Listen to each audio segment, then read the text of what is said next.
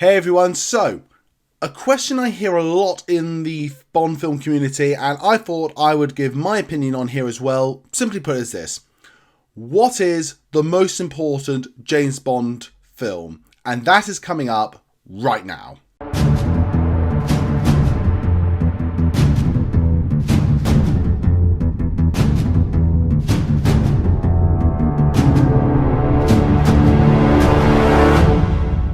Do you know, every year I always see someone, whether it being on Facebook or Instagram, always commenting, well, I think X film is the most important film in the franchise, or I think that X film is the most important film in the franchise. And everyone who makes those comments, I feel to a degree they do have a point. I think it's fair to say within a film library of 25 films, there are certain films that one would claim maybe are more important than others, whether that being on a personal level, or actually, if you look at officially the history of this film franchise, there are some films you could say are the saving graces of the film franchise. I think without a doubt, with some of these films, you could say that the Bond series could have absolutely died away. And when it comes to people discussing what is the most important film in the James Bond franchise, I feel some regular contenders always come up to the potential. One of these films always seems to be The Spy Who Loved Me. I feel a lot of people deem that The Spy Who Loved Me is without a doubt one of the most important films in the franchise. It is obviously the film that Albert R. Broccoli started producing the Bond films alone. It is the film that really sort of launched Bond back up again in the 1970s. There's really great reasons why this film could be considered one of the, if not the most important film in the franchise. You could also look potentially at Goldeneye. Goldeneye being my favourite James Bond film, as many of you already know. Maybe I am slightly biased in this one, but just think about it for a moment. This is the film that transitioned from Albert R. Broccoli into Barbara and Michael Wilson producing. It's the film set after the Cold War. Bond doesn't have that backdrop anymore. And it's the film that showed that Bond could continue well on past its origins and continue the Bond day and keep really truly rejuvenating itself. So I think that is also a potential film you could say is the most important film in the franchise. Heck, let's go even further back. Why not even consider Goldfinger? Goldfinger again is considered the gold standard, pun intended, of the James Bond franchise. It is the film that set up what the quality and the level of the films should be. It's the film that almost to this day still people match to Goldfinger as how good it is in comparison to Goldfinger. So there's another argument for that film being the most important film in the franchise. To me, it is those three films that really just keep coming around when people say are the most important films of the franchise. But actually, before I announce what I think the most important film of the franchise is, I think there's also some others as well to consider. Take Live and Let Die. Live and Let Die, I think, deserves to be in that conversation as well, because Live and Let Die, for me, if you look back at the history of James Bond, it was the first film that audiences really did truly accept a new actor outside of Sean Connery playing 007, and for that reason I think it is incredibly important. Whether you're a fan of Daniel Craig's era or not, that's irrelevant here, but the fact of the matter is Casino Royale really did truly do the first full reboot of the James Bond franchise, allowing new life and a new style and direction truly to go in a complete new direction, and even show Bond's origins and show the beginning of James Bond in a way that really allowed new audiences again to jump on. Casino Royale was a massive film and really was a new cornerstone in the Bond franchise.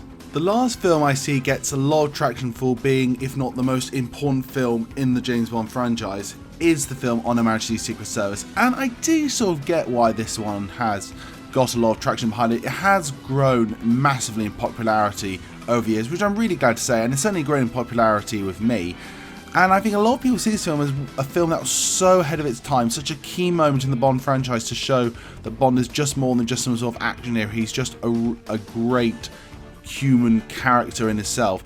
And it is a film that inspires so many other great filmmakers like Christopher Nolan, who we all hope and wish will direct a Bond film itself one day. Now, with all those films in mind, I've got to say right off the bat, I strongly disagree actually with all those suggestions. Granted, they are really, really great films and they are important in the Bond franchise and some personal favourites as well as my own. But when I look back at it and I really truly think about it, I think the most important film in the Bond franchise is Dr. No. Dr. No, I still feel to this day, is one of the most overlooked Bond films ever. I think people will like respect it and go, yes, it's the first. But I don't think people sometimes really, truly appreciate the brilliance that is Dr. No. Dr. No was one of the first Bond films I saw. I think it was actually about the third James Bond film I saw. And to this day, I still think it holds up as one of the better films in the franchise. And the biggest reason why I think that Dr. No is the most important film in the franchise is quite simply this. Without the success of Dr. No, we would have no James Bond franchise. You've got to accept that if Dr. No had been a failure in the box office, we wouldn't have had From Russia Love, Goldfinger, Casino Royale, Skyfall, Spy Who Loved Me, Living Daylights, all these great Bond films that we all know and love. None of this would exist without Dr. No.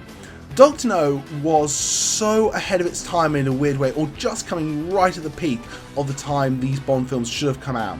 I always go back to what Timothy Dalton said in the documentary of Everything or Nothing, that Bond was the meanest, dirtiest hero they'd ever seen. Dr. No was fresh, Dr. No was new, it was giving audiences something completely new and different they didn't realise that they wanted. For those who say that Dr. No is quite vanilla, I got to disagree so much entirely.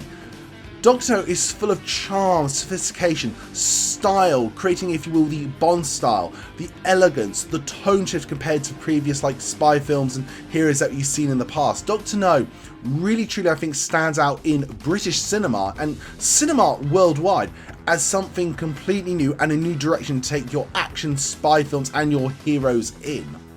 Also, one of the other massive reasons that Dr. No I think is the most key film in the franchise is the fact of its introduction of what we now know as the Bond lady. Here it was Ursula Andress, Honey Rider. What an incredible performance and what an incredible character.